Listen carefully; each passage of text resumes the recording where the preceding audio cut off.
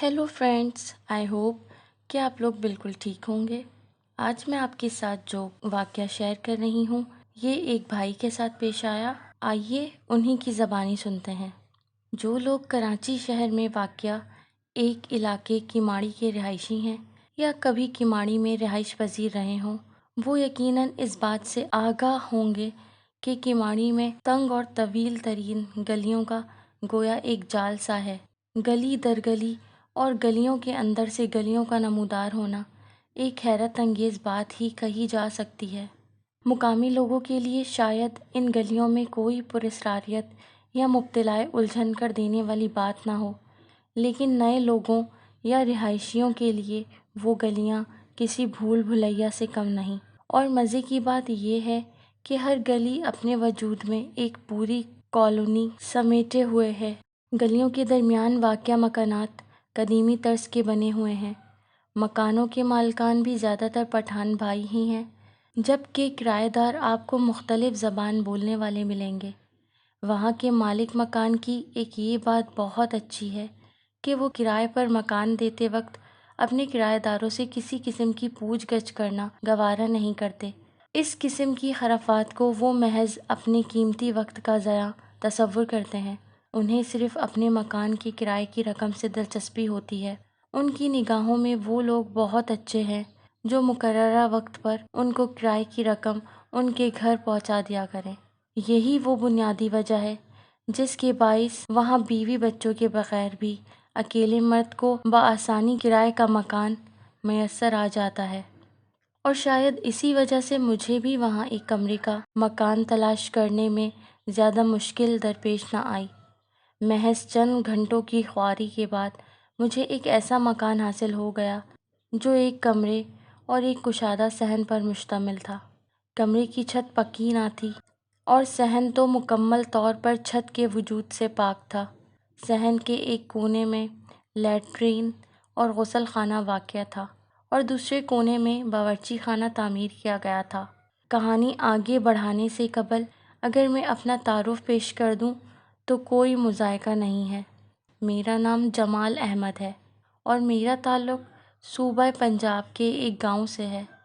शहर आने का मकसद पहले तालीम और अब रोज़गार का हुसूल था। अगरचा अब तक भी मुझे एक अच्छी और पक्की नौकरी हासिल ना हो पाई थी, लेकिन something is better than nothing के मिज़दाक मैंने मिलने वाली सिक्योरिटी गार्ड की नौकरी को गनीमत जानकर ज्वाइन कर लिया था।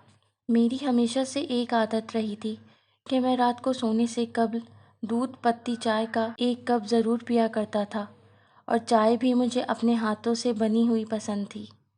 एक रात मैं बावर्ची खाने में खड़ा चाय बना रहा था कि एकदम से मुझे महसूस हुआ जैसे कोई निस्वानी वजूद सहन में चहलकदमी कर रहा है।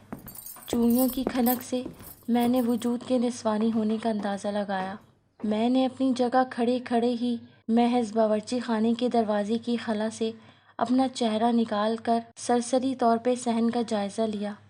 अगरचा मुझे कोई निस्वानी वजूद दिखाई नहीं दिया, लेकिन महसूसाती चहलकदमी और चूड़ियों की खनक बदस्तूर महसूस होती रही, जो मेरे दिलो दिमाग को एक उलझन में मुब्तला करती रही। मकानात भी तो बहुत करीब करीब वाक़े हैं, मुमकिन है कहीं और से आवाज़ आ रही हो। मैंने उसे अपना वहम करार देते हुए अपने आप को मुतमईन कर लिया और चूल्हा जलाकर अपने लिए दूध पत्ती चाय तैयार करने में मसरूफ़ हो गया। कप में चाय उंडेल कर मैं कमरे में बिछी चारपाई पर आन बैठा और सुकून और इत्मीनान से चाय के घूट घूट से लुत्फ़ अंदोज़ होने लगा। अगरचा मैंने अपना ध्यान बटाने की हर मुमकिन कोशिश कर डाली, लेकिन सहन में किसी की मौजूदगी का एहसास बदस्तूर होता रहा।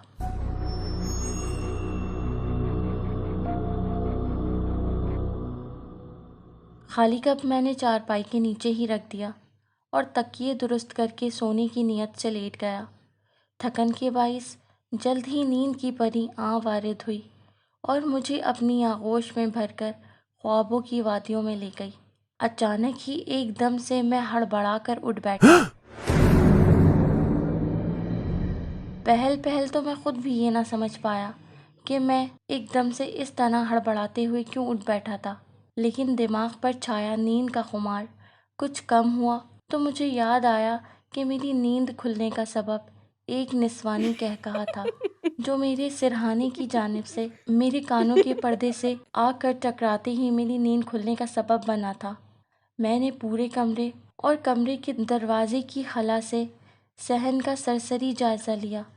ہر چیز معمول کے مطابق تھی، البتہ اگر کوئی غیر معمولی بات تھی تو وہ تھی کمرے میں بسی ایک بے نام سی بو، جسے شناخت کرنا میرے لیے مشکل ہی نہیں ناممکن تھا، کیونکہ ایسی بو تو میں نے اب تک کی زندگی میں اس لمحے سے پہلے کبھی محسوس نہ کی تھی۔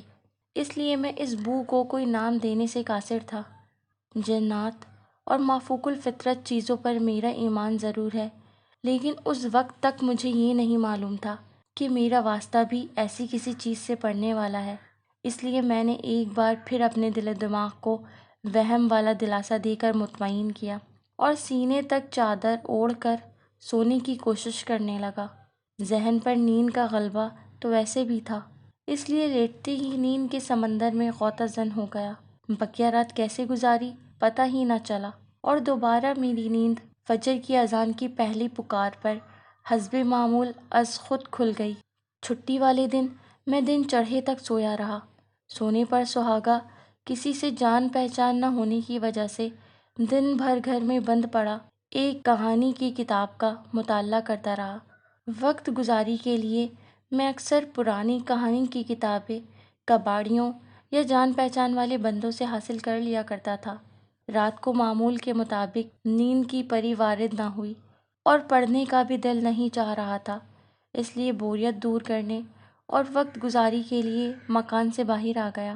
میرا مکان جس گلی میں واقع تھا، اس گلی کا ایک سرا سڑک کی جانب جا رہا تھا اور دوسرے سرے کا اختتام سمندر کے کنارے پر ہوتا تھا۔ میں چونکہ ایک بار انہی گلیوں کی بھول بھلائیوں میں الجھ کر اپنا مکان ہی تلاش کرتا رہ گیا تھا، اس لیے میں نے سڑک کی جانب جانے کے بجائے سمندر کے کنارے کی طرف پیش قدمی شروع کر دی۔ لمبی سی گلی کسی قبرستان کی طرح تاریک اور سنسان پڑی تھی۔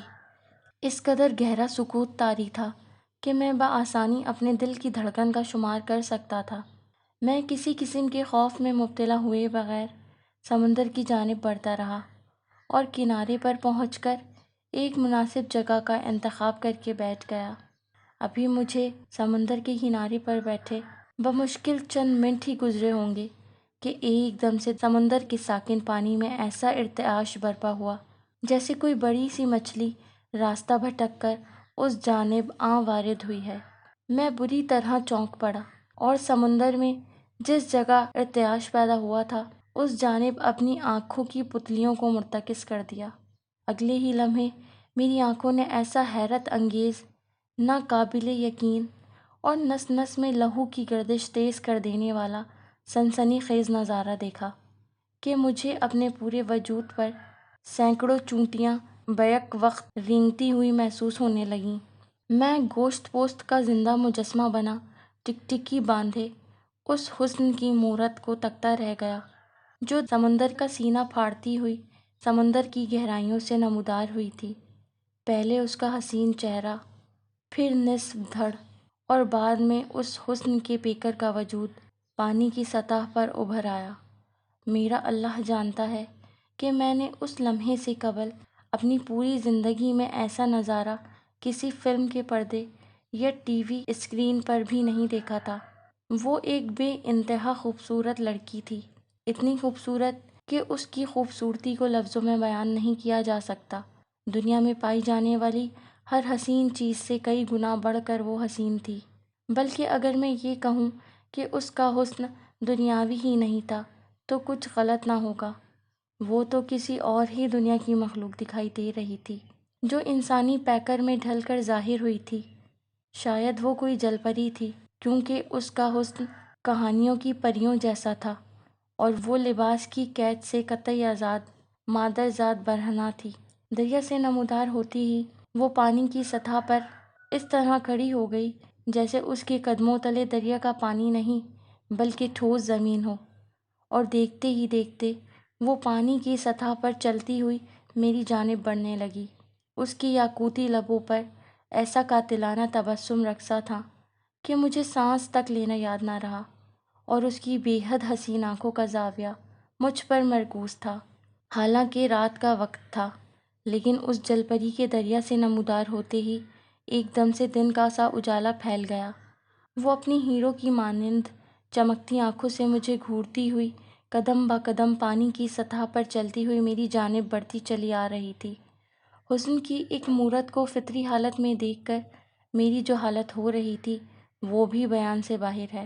اللہ نے مجھے ایک مرد تخلیق کیا تھا، غیر شادی شدہ صحیح، لیکن فطری خواہشات سے خالی نہ تھا، اور اس لمحے جب کہ کسی اور دنیا کی حسین ترین عورت فطری حالت میں میری نگاہوں کے سامنے نہ صرف موجود تھی بلکہ محبت سے میری جانب گھورتی ہوئی لمحہ بلمحہ میرے قریب بڑھتی چلی آ رہی تھی، میں کیا کہوں کہ اس لمحے میری اندرونی کیفیات کیا تھیں۔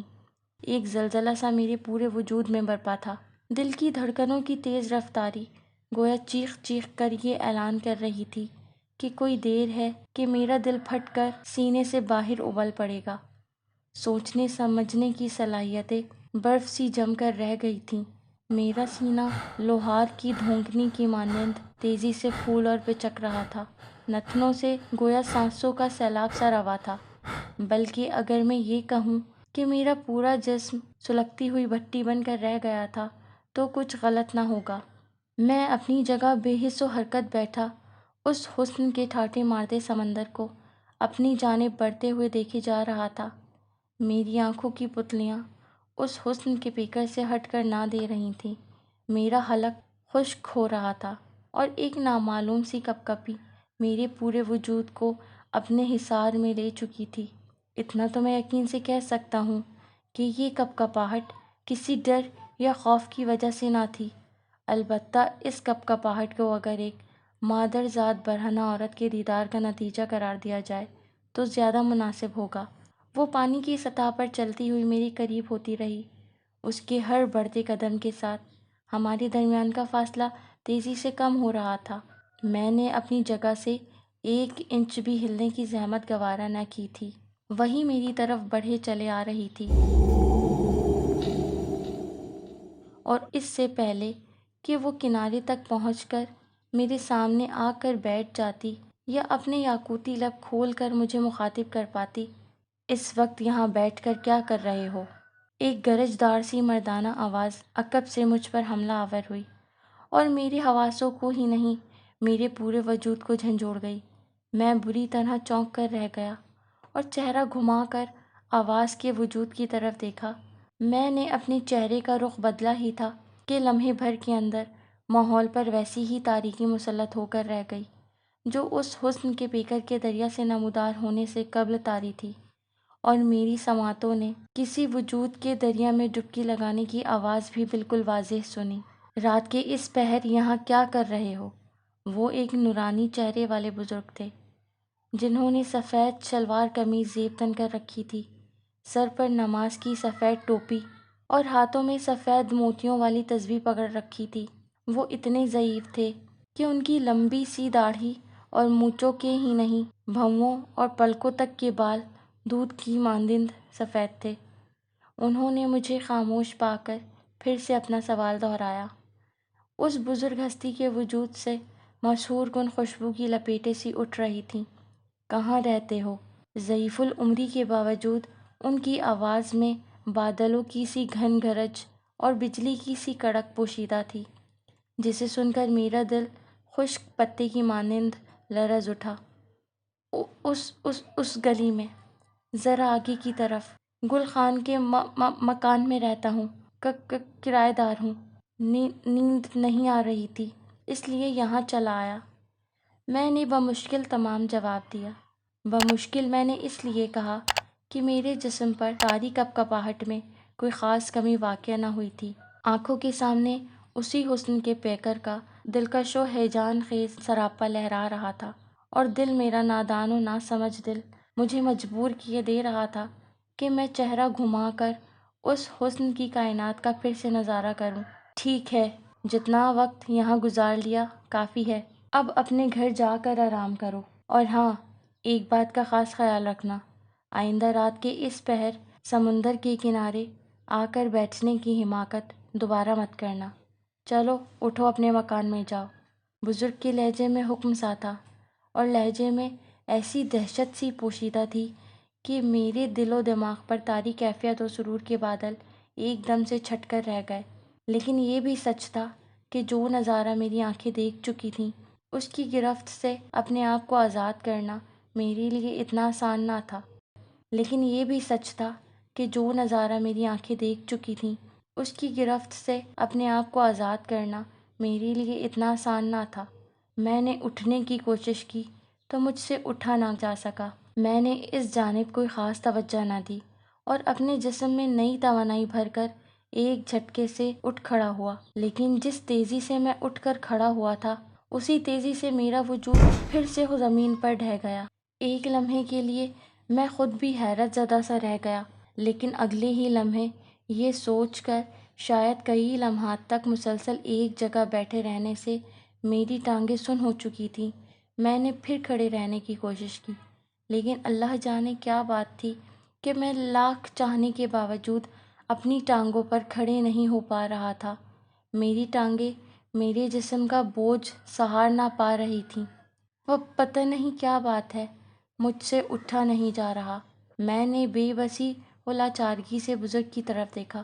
میرا ہاتھ تھام لو، بزرگ نے اپنا ہاتھ میری جانب بڑھاتے ہوئے کہا۔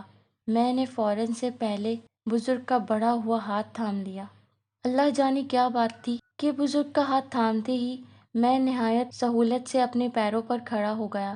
میں نے بزرگ کا ہاتھ چھوڑنا چاہا تو انہوں نے مزید مضبوطی سے میرا ہاتھ اسی طرح پکڑ لیا جیسے انہیں یہ ڈر ہو کہ اگر انہوں نے میرا ہاتھ چھوڑ دیا تو میں پھر سے گر پڑوں گا۔ میں نے پھر سے ایسی کوئی حرکت نہیں کی اور بزرگ کا ہاتھ تھامے ان کے ساتھ چلتا رہا۔ اندھیرا اس قدر گہرا ہو چکا تھا کہ ہاتھ کو ہاتھ سجھائی نہ دے پا رہا تھا، اور یہ اندھیرا ایک دم سے ہی ہوا تھا۔ 2-4 قدم پہلے تک اتنی گہری تاریکی نہ تھی کہ کچھ دکھائی نہ دیتا۔ مجھے تو کچھ دکھائی نہیں دے رہا، میں اپنے مکان تک کیسے پہنچ پاؤں گا؟ میں نے تفکر کا اظہار کیا۔ اس لمحے میں نے اللہ کا شکر ادا کیا کہ وہ بزرگ ہستی نہ صرف میرے ساتھ تھی بلکہ انہوں نے میرا ہاتھ بھی بدستور تھام رکھا تھا۔ ہم تمہارے مکان کے صحن میں کھڑے ہیں، بزرگ ہستی نے یہ کہہ کر مجھے حیرت کے سمندر میں غرق ہونے پر مجبور کر دیا۔ میرا حیرت زدہ ہونا حق بجانب تھا۔ لمحے بھر کے اندر سمندر کے کنارے سے مکان کے اندر پہنچ جانا حیرت زدہ کر دینے والی بات تھی۔ لگتا ہے پورے علاقے کی بجلی چلی گئی ہے۔ میں نے یہ الفاظ اس لیے ادا کیے تھے کیونکہ میں باہر جانے سے قبل کمرے اور صحن میں لگی ٹیوب لائٹس آن کر کے گیا تھا۔ ایسا کچھ نہیں ہے، یہ لو۔ بزرگ نے میرے ہاتھوں میں ایک کانچ کی بوتل تھماتے ہوئے کہا، اس میں عرق گلاب ہے، اسے اپنی آنکھوں کی پتلیوں پر ٹپکانا، بینائی لوٹ آئے گی۔ بزرگ کی یہ بات سن کر میں بری طرح چونک گیا۔ کیا؟ میرے لبوں سے ایک چیخ سی آزاد ہو کر رہ گئی۔ کیا میری آنکھوں کی بینائی جا چکی ہے؟ لیکن کیوں؟ کیسے؟ میں تڑپ کر رہ گیا، لیکن بزرگ کی طرف سے کوئی جواب نہ آیا۔ میں انتظار ہی کرتا رہ گیا۔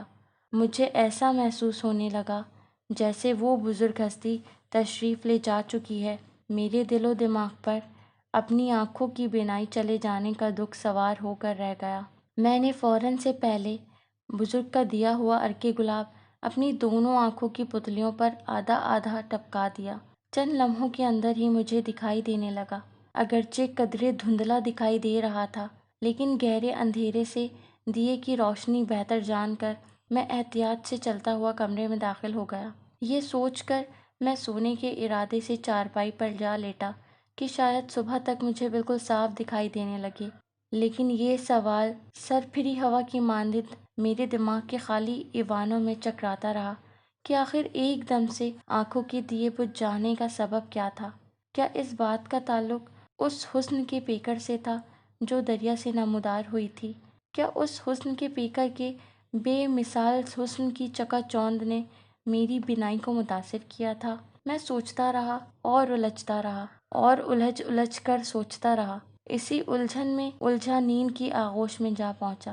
ابھی میری نیند گہری بھی نہ ہو پائی تھی کہ میرے کان کے پردوں سے عجیب و غریب شور کی آوازیں آ کر ٹکرائیں۔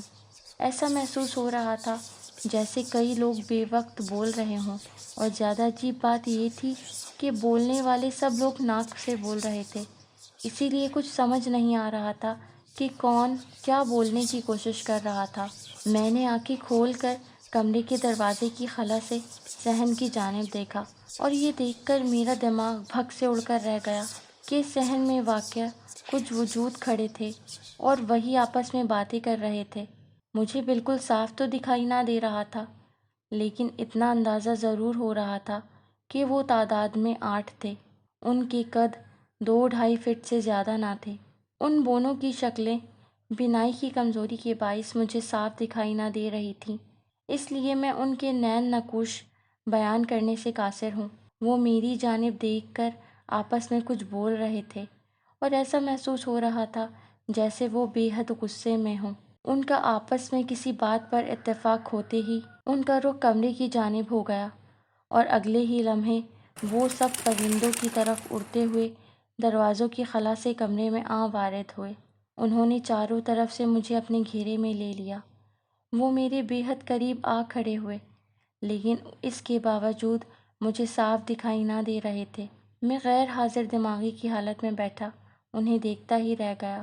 میری کچھ سمجھ میں نہیں آ رہا تھا کہ جو کچھ میں دیکھ رہا ہوں وہ خواب تھی یا حقیقت۔ وہ چند لمحوں تک بت کی مانند بے حس و حرکت کھڑے شاید مجھے اپنی غضبناک نظروں سے گھورتے رہے۔ اگلے ہی لمحے ان میں سے ایک بونے کے وجود میں تحریک سی جاگی۔ وہ گیس بھرے غبارے کی مانند فضا میں بلند ہوا اور دھپ سے میرے سینے پر چڑھ کر بیٹھ گیا۔ اف خدایا! اس 2 فٹ بونے کا وزن اس قدر زیادہ تھا جیسے میرا وجود کسی چٹان کے نیچے دب کر رہ گیا ہو۔ مجھے اپنا دم گھٹتا ہوا اور پسلیاں چٹکتی ہوئی محسوس ہونے لگیں۔ کون ہو تم لوگ اور مجھ سے کیا چاہتے ہو؟ خدا کے لیے میرے اوپر سے ہٹو، میرا سانس رک رہا ہے۔ میں نے ہمت یکجا کر کے بمشکل تمام یہ الفاظ ادا کیے۔ گستاخ، بے ادب، اپنی بے باکی کی سزا بھگت۔ سینے پر بیٹھے بونے نے زہریلے سانپ کی مانند پھنکارتے ہوئے کہا، اور ایک زوردار تماچا میرے گال پر رسید کیا۔ اس بونے نے ابتدا ہی کی تھی کہ باقی خاموش کھڑے بونوں کے وجود میں بھی بجلی سی بھر گئی۔ وہ سب بے وقت اپنی جگہ سے اچھلے، فضا میں بلند ہوئے اور مجھ پر ٹوٹ پڑے۔ لاتوں، مکوں، گھونسوں اور ٹکروں سے انہوں نے میری مزاج پرسی کی کہ الامان الحفیظ۔ کہنے کو تو وہ 2.5-2.5 فٹ کے بونے تھے، لیکن ان کے مکوں، لاتوں اور سر کی ٹکروں میں وہ طاقت بھری تھی کہ ان کی ہر مار نے میرے ہوش اڑا کر رکھ دیے تھے۔ انہوں نے گویا میرے 14 طبق روشن کر ڈالے تھے۔ میں ان میں سے کسی ایک کو بھی معمولی سی چوٹ تک پہنچا نہ پایا تھا۔ چوٹ پہنچانا تو دور کی بات، میں اپنا دفاع تک کرنے میں بری طرح ناکام رہا تھا۔ وہ اڑ اڑ کر مجھ پر حملے کر رہے تھے۔ میرے لبوں سے کرب و اذیت میں ڈوبی چیخیں علاقے کے طول و عرض میں گونج رہی تھی۔ میرا قصور تو بتاؤ، مجھے کیوں مار رہے ہو؟ کون ہو تم لوگ؟ میں نے تمہارا کیا بگاڑا ہے؟ خدا کے لیے کچھ تو بتاؤ۔ میں ان کی اذیت ناک مار بھی سہتا رہا اور ہمت یکجا کر کے ان سے سوالات بھی کرتا رہا، لیکن وہ بدبخت گویا حلف اٹھا کر آئے تھے کہ وہ مجھے میرا گناہ یا قصور بتائے بغیر صرف مارتے رہیں گے، اور اس سے پہلے کہ وہ مجھے مار مار کر جان سے ہی مار ڈالتے، رک جاؤ کی گرجدار آواز سن کر وہ سب آواز کے وجود کی طرف گھوم پڑے۔ میں ایک دیوار سے ٹیک لگائے اپنی حالت اور اکھڑی سانسوں پر قابو پانے کی کوشش کرنے لگا۔ مجھے اس بات پر شدید حیرت سی تھی کہ ان بونوں کی اتنی مار کھانے کے باوجود میرے جسم کے کسی بھی حصے سے خون کی ایک بوند بھی ٹپکنے نہ پائی تھی،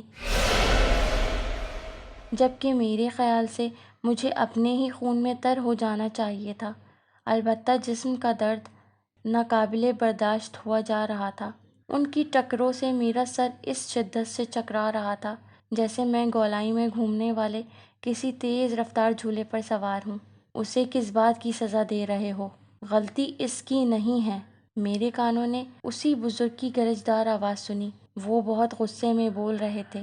اس سے پہلے کہ میں معاملے کو سمجھنے کی کوشش کر پاتا، دماغ پر مسلط ہو جانے والی تاریکی نے مجھے اپنے اطراف سے قطعی بیگانہ کر دیا۔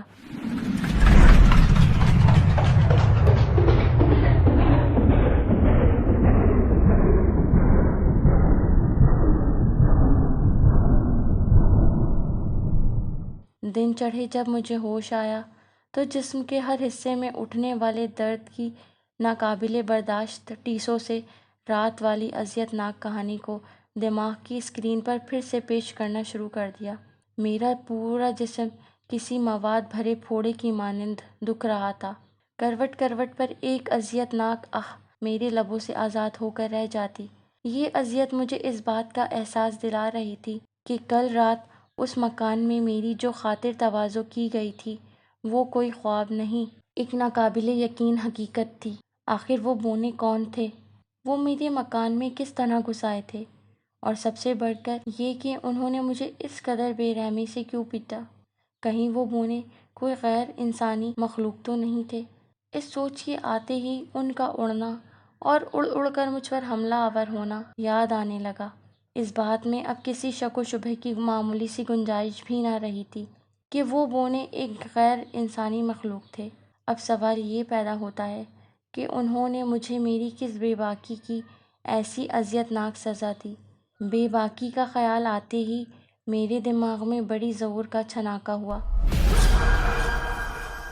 کہیں اس اذیت ناک پٹائی کا تعلق اس سمندر والی حسین لڑکی سے تو نہیں؟ ہاں، 100% یہی بات ہے۔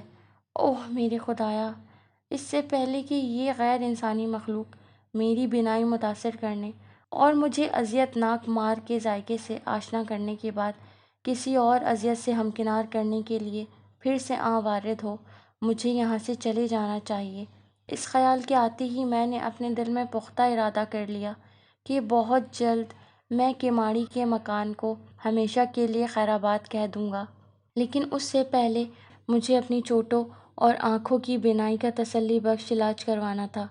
میری عمر اس وقت 8 سال ہے۔ میں آج بھی غیر شادی شدہ ہوں۔ شاید آپ کو یقین نہ آئے، لیکن یہ سچ ہے کہ میری آنکھوں کی بینائی لوٹ کر نہ آ سکی۔ آج بھی مجھے اپنے اطراف کی ہر چیز دھندلی دکھائی دیتی ہے، اور دلچسپ بات یہ ہے کہ کسی عورت کا وجود دھندلا بھی دکھائی نہیں دیتا۔ اگر کوئی عورت میرے سامنے آ کھڑی ہو جائے اور مجھے مخاطب کرے تو مجھے اس کی صرف آواز سنائی دیتی ہے۔ اس کا وجود اندھیرے کا حصہ بن کر رہ جاتا ہے، چاہے وہ عورت میری ماں یا بہنیں ہی کیوں نہ ہوں۔ عورت کے وجود کے علاوہ مجھے ہر چیز دکھائی دیتی ہے، چاہے وہ دھندلی ہی سہی، لیکن عورت دکھائی نہیں دیتی۔